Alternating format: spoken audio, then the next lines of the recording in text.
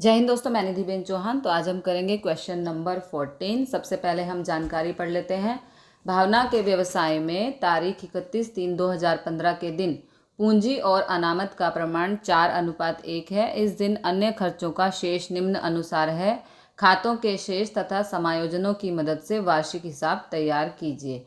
तो सबसे पहले हमें यहाँ सकल तलपट तैयार करना होगा, जो हमें नहीं दिया गया है। ठीक है, हमें सिर्फ यहाँ खाते का नाम दिया गया है, तो हमें सबसे पहले सकल तलपट यहाँ पर तैयार करना होगा। ओके, तो यहाँ जानकारी दी गई है अलग अलग खातों के बारे में। मूड़ी और अनामत का प्रमाण, मतलब कि पूंजी और अनामत का प्रमाण 4:1 है। तो यहाँ पूंजी और अनामत नहीं है, तो सबसे पहले फाइंड करेंगे, उसके बाद सम करेंगे। ये जो सकल तलपट नहीं है और दो चीज़ें यहाँ मिसिंग है, पूंजी और अनामत, तो सबसे पहले इस जानकारी पर से हम सकल तलपट तैयार करेंगे और उसके बाद पूंजी और अनामत हमें मिलेंगे। उसके बाद हवाला मतलब कि समायोजन की असर देंगे और उसके बाद सम सॉल्व करेंगे। तो सकल तलपट बनाएंगे। पूंजी और अनामत नहीं दिया गया है, तो फिर से ये सभी लिखना है। सकल तलपट को क्या उधार है और क्या जमा, ये सब लिखेंगे और पूंजी और अनामत फाइंड करेंगे। तो शुरू का स्टॉक यहाँ बाजू में लिखेंगे। उसके बाद खरीदी देनदार उधार जमा बाजू लिखेंगे। देवादारों हमारी मिल्कत है, तो उधार साइड लेनदार। जवाबदारी तो जमा साइड। यंत्र हमारी मिल्कत है, यंत्र हमारी मिल्कत है, उधार साइड। प्रतिभा की 10% की ली हुई लोन, तो भविष्य में देना होगा, तो जवाबदारी साइड लिखेंगे। प्रतिभा की 10% की लोन का ब्याज काउंट करना होगा। बीमा प्रीमियम खर्च है, बीमा प्रीमियम हमारा खर्च है, तो उधार साइड।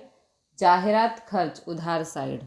विज्ञापन खर्च हमारा उधार साइड। फर्नीचर हमारी मिल्कत है, तो उधार साइड।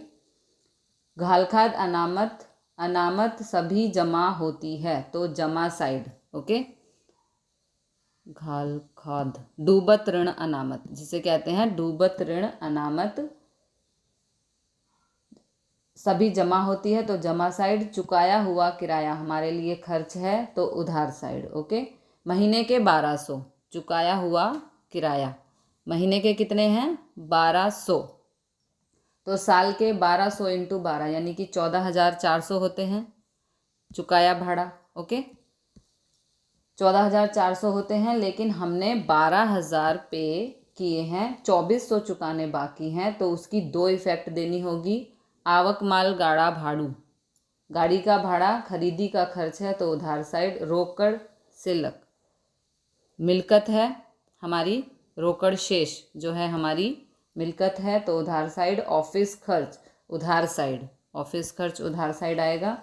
और मिला हुआ भाड़ा किराया, प्राप्त किराया, ये हमारी इनकम है, तो जमा साइड। पेटेंट हमारी मिल्कत है, तो उधार साइड। मिला हुआ बट्टा, प्राप्त बट्टा हमारी इनकम है, तो जमा साइड। फर्नीचर की घिसाई, फर्नीचर पर घिसाई उधार साइड। ओके, अब टोटल करेंगे, तो पूंजी और अनामत फाइंड करना बाकी है, जो दोनों जमा होते हैं, इसका मतलब उधार साइड का टोटल ज़्यादा होगा। जो टोटल करेंगे उसमें से जमा साइड को हम माइनस करेंगे, जो बचेगा वो हमारी पूंजी और अनामत के बीच में 4:1 में प्रमाण में बांटना होगा। तो 5,41,000 उधार बाकी का टोटल यहाँ पे मैंने नहीं किया है। 5,41,000 ये हमारा टोटल है। इसमें से जमा साइड माइनस करेंगे, तो हमें ये जो जमा साइड है ये पूरी माइनस करेंगे, तो हमें पूंजी और अनामत के 2,10,000 बचेंगे। ओके, 2,10,000 2,10,000 हमें बचेंगे, जिसका प्रमाण है 4:1। तो टोटल 5 हुआ, तो 2,10,000 4/5, तो इसका आंसर आएगा 1,68,000। ओके। और इसी तरह से 2,10,000 गुणा 1/5, तो इसका आंसर आएगा 42,000। ओके। 5 एकम 5, 5 चौक 20, 5 दूनी 10, तो आंसर आया 42,000 और 1,68,000। तो ये हो गई हमारी पूंजी 1,68,000, और ये हो गई हमारी सामान्य अनामत, जो हमारे पास नहीं थे वो हमने फाइंड किए। ओके। और यहाँ पर टोटल 5,41,000, तो हमने पूंजी और सामान्य अनामत फाइंड किया। ओके। अब हमें पूंजी और अनामत मिल गए, तो अब सिर्फ हम समायोजन के हिसाब से सम करेंगे। कौन से समायोजन की इफ़ेक्ट कहाँ पर देनी है वो देखेंगे। तो अब जो समायोजन 1 है उसमें बोला है अंतिम स्टॉक 80,000 है, जिसमें से 10% माल की बाजार कीमत 20% कम है। 10,000 के स्टॉक को 1,000 के रिपेयरिंग खर्च की आवश्यकता है। इसकी हम अलग से कैलकुलेशन करेंगे थोड़ी देर बाद। अब समायोजन 2, ₹5,000 का माल नमूने के रूप में मुफ्त में बांटा है, जिस संबंध में लेखा करना बाकी है। नमूने तरीके मुफ्त में देना तो अपनी विज्ञापन खर्च होती है। ओके। तो विज्ञापन खर्च में हम नंबर 2 डालेंगे। कहाँ गया, ये रहा। ओके। विज्ञापन खर्च पे नंबर 2 डालेंगे। समायोजन की असर आएगी जाहिरात खर्च विज्ञापन की बाजू में 2। जब नमूना तरीके माल बिजनेस में से जाए तो खरीदी में से माइनस करना पड़ता है, तो खरीदी पे लिखेंगे 2। ओके। खरीदी पे भी हम 2 लिखेंगे। नाउ समायोजन 3, भावना ने खुद के निजी उपयोग के लिए 6,000 के माल का लेखा बिक्री बही में किया है। ₹4,000 की खरीदी का बिल खरीद बही में लिखना रह गया है। भावना ने अपने उपयोग के लिए माल लिया है, जो कि विड्रॉ है, तो बेचान की बाजू में, बिक्री की बाजू में भी 3 लिखेंगे। और बिक्री और देवादार का संबंध है, बिक्री और देवादार का संबंध है, तो देवादार पर भी 3। याद रखना, जब बैलेंस शीट बनाते हैं तो उसमें विड्रॉ लिखेंगे, तो ये 6,000 जो भावना ने लिए हैं वो 6,000 हमें लिखने होंगे। ओके। और खरीदी की बाजू में 3 लिखेंगे, खरीदी की बाजू में भी 3 लिखेंगे। नाव समायोजन 4, बीमा प्रीमियम में तारीख 30/6/2015 के दिन पूरा होते वर्ष के चुकाए ₹3,000 का समावेश होता है। बीमा प्रीमियम की बाजू में 4, बीमा प्रीमियम की बाजू में 4। नाव समायोजन 5, देनदार में से ₹10,000 का देनदार दिवालिया घोषित हुआ। उसके रिसीवर ने रुपए में से 80 पैसा प्रथम और अंतिम डिविडेंड घोषित किया। देनदारों पर 5% डूबत ऋण अनामत का प्रावधान कीजिए। तो देनदार की बाजू में 5 और 80 पैसा क्या है ये आगे देखेंगे। नाव समायोजन 6, यंत्रों पर 20% घिसाई गनो, तो यंत्र की बाजू में 6 लिख देंगे। नाव समायोजन 7, पेटेंट की प्राइस 17,000 काउंट करनी है, तो पेटेंट की बाजू में 7। हाँ, समायोजन 8, ऑफिस खर्च, ऑफिस वेतन के ₹1,500 चुकाना शेष है, वेतन ऑफिस खर्च में शामिल है, तो ऑफिस खर्च की बाजू में 8 लिखेंगे। ओके। तो अब सभी समायोजन की असर दे दी है।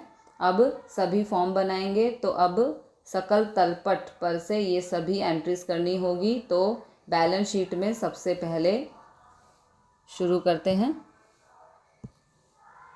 तो ये हमारी जो है पक्की तलपट, जिसे बैलेंस शीट कहते हैं।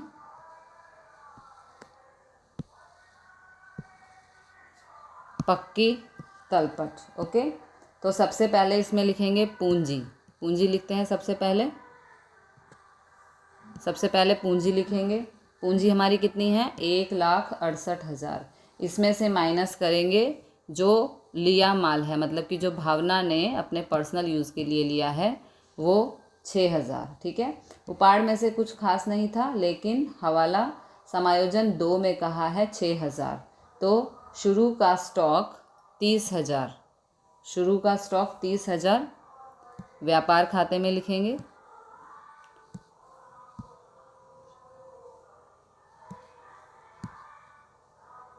प्रारंभिक स्टॉक, ये हमारा व्यापार खाता है, यहाँ पर प्रारंभिक स्टॉक 30,000 व्यापार खाता में, उधार साइड। उसके बाद खरीदी, खरीदी 1,00,000 की व्यापार खाता में, उधार साइड।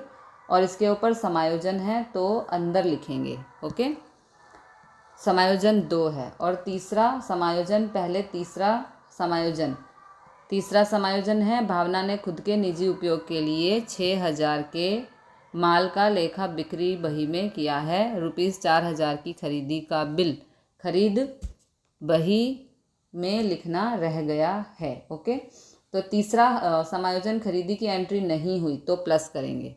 ओके, एंट्री नहीं हुई तो प्लस करेंगे। दूसरी इफेक्ट लेनदारों में होगी, जब आएगी तब दे देंगे। उसके बाद इसके ऊपर समायोजन 2 है कि 5,000 का माल नमूने से मुफ्त में दिया, तो जब बिजनेस में से माल जाए तो खरीदी में से माइनस करना पड़ता है। ओके, तो लिया, ये नमूने से लिया माल यानी कि 6,000 हम माइनस कर देंगे। फिर उपाड़ के 6,000 हैं, जो बिजनेस में से माल गया है ये भी माइनस करेंगे। ओके, तो 1,00,000 प्लस 4,000 माइनस ये दोनों का प्लस यानी कि 11,000, तो हमारा आंसर आएगा 93,000, बाहर लिखेंगे।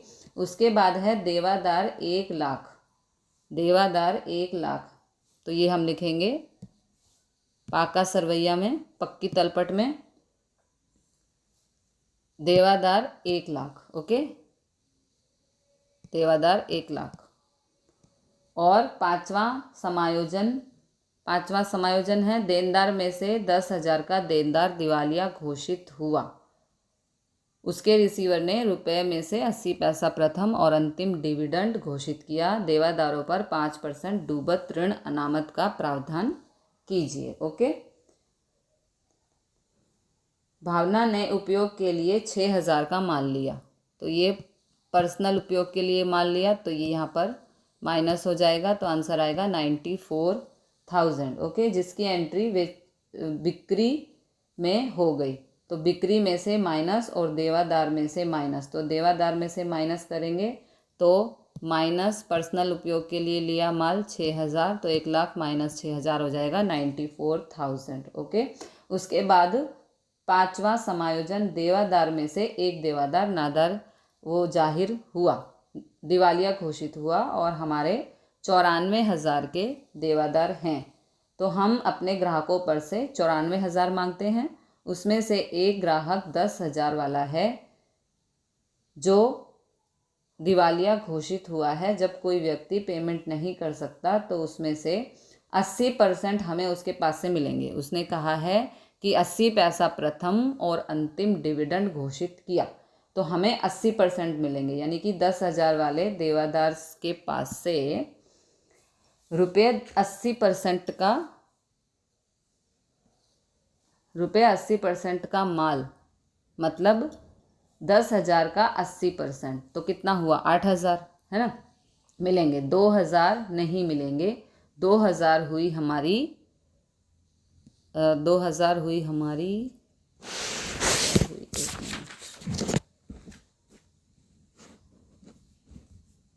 डूबत ऋण, 2,000 हुई हमारी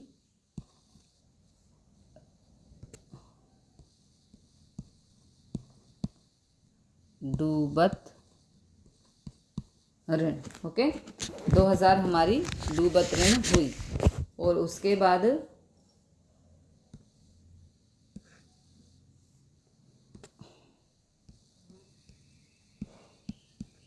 डूबत ऋण अनामत। ओके, डूबत ऋण अनामत। ये थोड़ा भाषा का प्रॉब्लम हो जाता है, इसलिए आगे पीछे हो जाता है।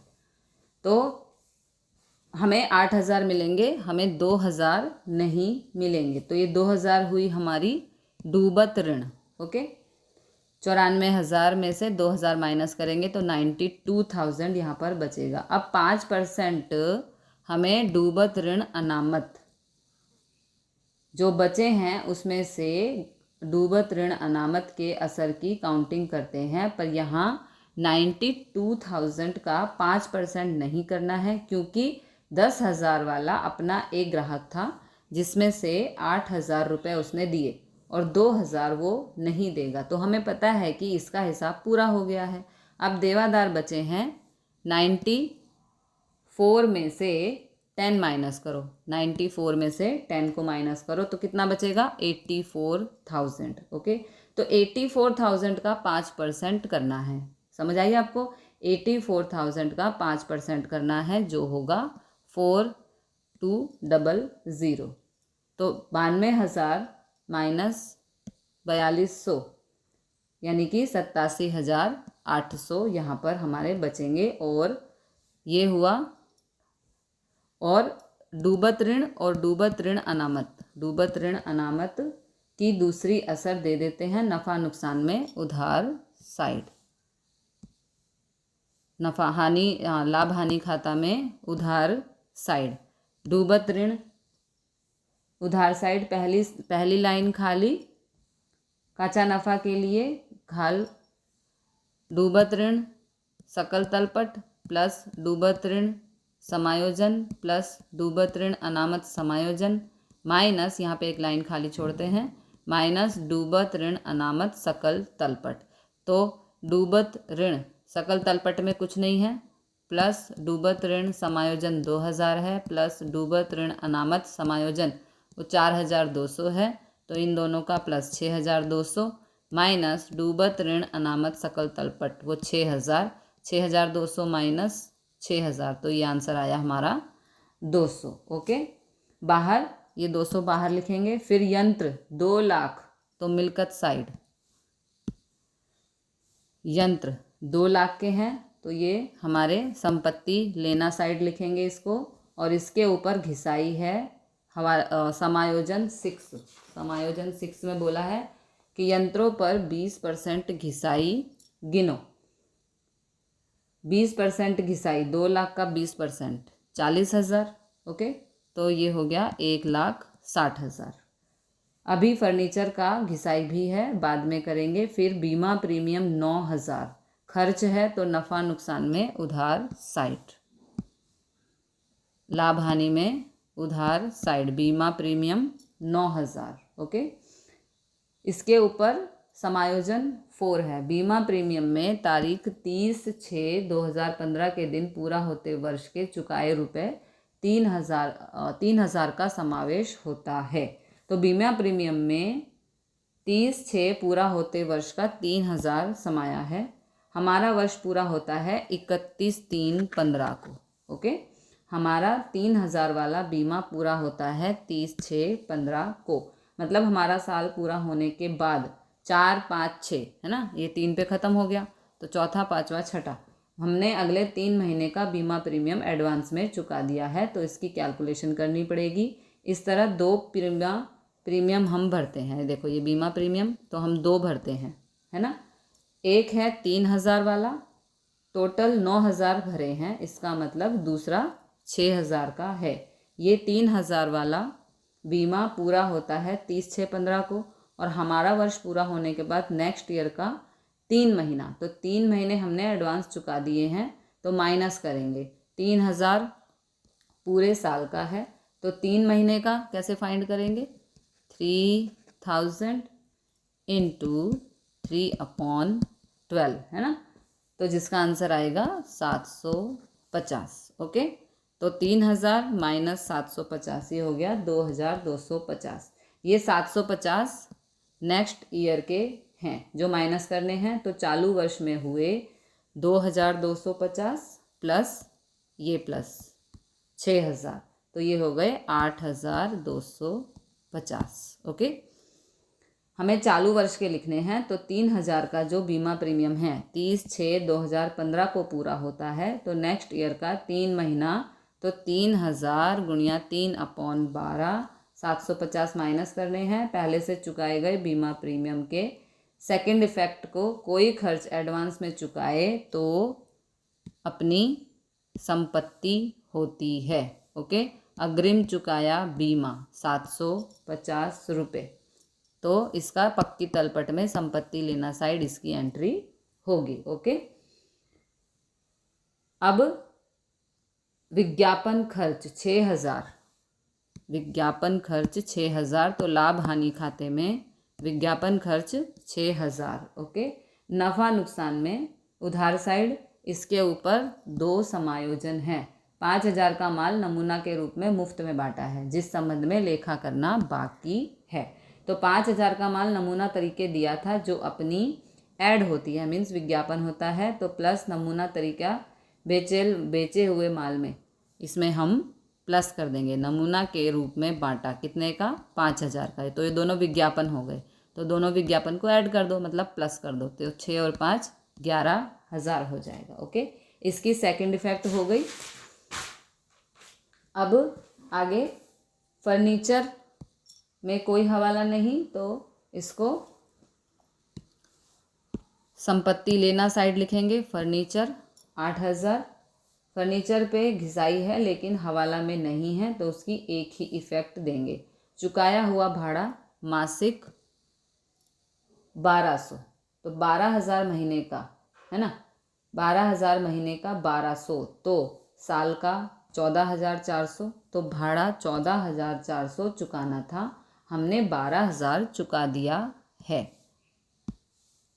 हमने 12,000 चुकाया भाड़ा लाभ हानि खाते में उधार साइड, चुकाया भाड़ा 12,000, साल का बनता है 14,400, तो अभी चुकाना जितना बाकी है, चुकाना शेष है 2,400, है ना, 2,400। सेकेंड इफेक्ट चुकाना बाकी किराया, तो ये आ जाएगा पक्की तलपट में पूंजी दायित्व साइड 2,400, ये 2,400। चुकाना शेष भाड़ा 2,400, कोई भी खर्च चुकाना बाकी हो तो पूंजी दायित्व की साइड हम लिखेंगे। ओके, नेक्स्ट आवक माल गाड़ा भाड़ू 4,000, तो लाभ हानि खाते में आवक माल गाड़ा भाड़ू, सॉरी ये जाएगा आपका व्यापार खाते में, व्यापार खाते में आवक माल गाड़ा भाड़ू 4,000, व्यापार खाते में उधार साइड। उसके बाद रोकड़ शुल्क 30,000, रोकड़ शुल्क 30,000, तो ये आएगा हमारा पक्की तलपट में संपत्ति लेना, रोकड़ शुल्क 30,000। ओके, तो मिल्कत साइड नेक्स्ट ऑफिस खर्च 20,000, ऑफिस खर्च 20,000, इसके ऊपर समायोजन है नफ़ा नुकसान खाते में उधार साइड 8वां समायोजन इसके ऊपर है। ऑफिस वेतन के रुपए 1,500 चुकाना शेष है, तो वेतन ऑफिस खर्च में शामिल है। ऑफिस पगार का 1,500 चुकाना बाकी है। ओके, 1,500 चुकाना बाकी है, तो नफ़ा नुकसान यानी कि लाभ हानि खाते में उधार साइड 20,000 में प्लस कर देंगे, ऑफिस खर्च में प्लस कर देंगे, तो ये हो जाएगा 21,500। सेकेंड इफेक्ट चुकाना बाकी, कोई भी खर्च चुकाना बाकी हो, चुकाना शेष ऑफिस वेतन, तो पक्की तलपट में पूंजी दायित्व साइड, चुकाना शेष ऑफिस वेतन 1,500। ओके, अब 1,500। नेक्स्ट पेटेंट्स 20,000, नेक्स्ट है हमारा पेटेंट्स, पेटेंट्स 20,000, तो ये संपत्ति लेना साइड, इसके ऊपर समायोजन है 7वां समायोजन इसमें दिया है कि पेटेंट की प्राइस 17,000 काउंट करनी है, तो इसकी नई फीस 17,000 हो गई है, पहले 20,000 थी। ओके, पहले 20,000 थी, अब 17,000 हो गई है, तो 3,000 माइनस करने हैं, तो ये हो जाएगा 17,000। 3, पेटेंट की कीमत घटी, मिल्कत की कीमत घटी यानी कि हमारा नुकसान है, तो लाभ हानि खाते में उधार साइड, लाभ हानि खाते में उधार साइड, कहाँ गया, लाभ हानि खाते में उधार साइड, विज्ञापन नमूने चुकाया चुकाना शेष, शायद लिखना भूल गई। पेटेंट का 3,000 रुपया हमें माइनस यहाँ पे कर देना है, रह गई उसकी एंट्री, कोई बात नहीं। तो यहाँ पे 3,000 रुपये माइनस कर देने हैं पेटेंट लिख कर। ओके, नेक्स्ट फर्नीचर पर घिसाई। अब दोनों घिसाई की इफेक्ट देते हैं। तो लाभ हानि खाते में उधार साइड यंत्र, लाभ हानि खाते में उधार साइड यंत्र 40,000, यंत्र 40,000, फर्नीचर 2,000। देखो यहाँ जगह कम थी लेकिन मैंने लिखा है यंत्र 40,000 और कितना है, यंत्र 40,000, ये यंत्र 40,000 और फर्नीचर है हमारा 20,000। Okay, sorry furniture 2,000। तो फर्नीचर का घिसाई फर्नीचर में नहीं करना है क्योंकि समायोजन में नहीं है। समायोजन में 2 इफेक्ट देने होते हैं, समायोजन में ना हो तो 1 इफेक्ट देते हैं। तो लाभ हानि खाते में 1 ही इफेक्ट देनी है। अब जमा बाकी, सबसे पहले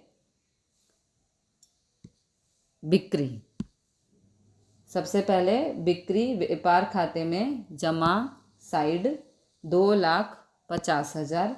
इसके ऊपर तीसरा समायोजन है। भावना ने खुद के निजी उपयोग के लिए 6,000 के माल का लेखा बिक्री बही में किया है। ₹4,000 की खरीदी का बिल खरीद बही में लिखना रह गया है। तो तीसरा समायोजन में कहा है कि भावना ने जो विड्रॉ कराया था 6,000 का वो बिक्री में लिख दिया है।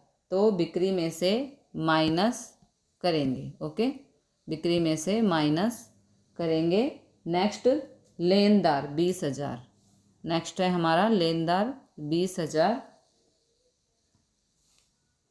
लेनदार 20,000।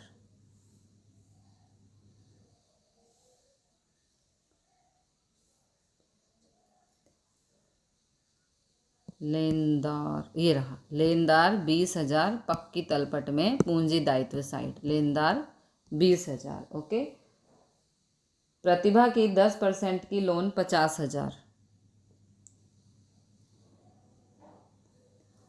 प्रतिभा की 10% की लोन 50,000। ओके, अंदर लिखेंगे क्योंकि लोन का ब्याज काउंट करना है। तो 50,000 का 10% 5,000 होता है। लेकिन लोन 1/10/14 को ली थी। तो 1/10/14 से 31/3/15, 1/10/14 तो 10, 11, 12, 1, 2, 3 यानी कि 6 महीने का, 6 महीना का ब्याज काउंट करेंगे। तो 50,000 का 10% 5,000 पूरे वर्ष का, तो 6 महीने का 2,500 प्लस लोन का ब्याज कर देंगे। यहाँ पर हम प्लस लोन का ब्याज करेंगे। तो 50,000 प्लस 2,500 ये हो जाएगा 52,500। सेकेंड इफेक्ट नफ़ा नुकसान में, लाभ हानि में उधार साइड, प्रतिभा की लोन पर ब्याज 2,500। देखो यहाँ पे जगह कम थी पर मैंने लिखा है प्रतिभा की लोन पर ब्याज 2,500। ओके, नेक्स्ट मिला हुआ किराया, प्राप्त किराया 3,000, इनकम है तो लाभ हानि खाते में प्लस साइड ये 3,000। उसके बाद प्राप्त बट्टा 2,000 लाभ हानि खाते में जमा साइड, अनामत 42,000, अनामत 42,000, अनामत 42,000 पूंजी दायित्व साइड पक्की तलपट में अनामत 42,000। पहला और जो है समायोजन आखिर स्टॉक 80,000, पक्की 10% माल की कीमत, इसका मैंने यहाँ पर किया है, ये रहा। देखो इसमें बोला है कि अंतिम स्टॉक 80,000 है, 80,000 है जिसमें से 10%, तो 80,000 का 10% कितना हो गया, 8,000 हो गया। ओके, 10% माल की बाजार कीमत 20% कम है, तो 8,000 का 20% कितना हुआ, आखिर स्टॉक व्यापार खाते में जमा साइड, ये व्यापार खाता है, इसमें जमा साइड, इसके 3 भाग करने हैं। इसके 10% यानी कि 8,000, जिसकी बाजार कीमत 20% कम, तो इस 8,000 के 20% यानी कि 1,600 कम, तो 8,000 में से 1,600 माइनस करो तो कितना हो जाएगा 6,400। तो ये मूल कीमत, ये मूल कीमत और ये बाजार कीमत, ओके। और ये बाजार कीमत है, तो दोनों में से जो कम है वो हमें लेनी है। उसके बाद 10,000 का स्टॉक ऐसा है जिसमें रिपेयरिंग खर्च की ज़रूरत है, 1,000 रिपेयरिंग खर्च की ज़रूरत है, तो 10,000 में से 1,000 घटाओ तो 9,000, ओके। अब स्टॉक बचा 80,000 में से 8 + 10 को माइनस कर दो, यानी कि 18 घटा दो, तो बचा 62,000, उसके ऊपर कुछ नहीं है। तो आखिर स्टॉक अब कंपेयर करेंगे मूल कीमत, तो बाजार कीमत जो कम है वो हमें लेनी है, तो 8,000 और 6,400 में से 6,400 लेंगे, ओके, और 10,000 और 9,000 में से 9,000 लेंगे, तो 64,000 6,400 + 9,000 + 62,000, तो हमारा जो अंतिम स्टॉक हुआ वो हुआ 77,400 का। इनमें से जो छोटी कीमत है, कम कीमत है, वो हमें लेनी है। तो ये हुआ हमारा अंतिम स्टॉक व्यापार खाते में जमा साइड, और अब हम सबका टोटल कर देंगे, ओके। अब एक अभी समायोजन रह गया है, समायोजन 3, लेनदार। समायोजन 3 में कहा गया है भावना ने खुद के निजी उपयोग के लिए 6,000 के माल का लेखा बिक्री बही में किया है, ₹4,000 में खरीदी का बिल खरीद बही में लिखना रह गया है। तो समायोजन 3, लेनदार। लेनदार कहाँ होता है हमारा, ये पक्की तलपट में लेनदार, पूंजी दायित्व साइड 20,000, ये 20,000 प्लस नहीं लिखी खरीदी, नहीं लिखी खरीदी 4,000, ओके। तो 20,000 + 4,000, हमेशा लेनदार और खरीदी का संबंध होता है, ओके। जैसे देनदार और बिक्री का संबंध होता है, वैसे ही लेनदार और खरीदी का संबंध होता है। तो इन दोनों का टोटल 24,000।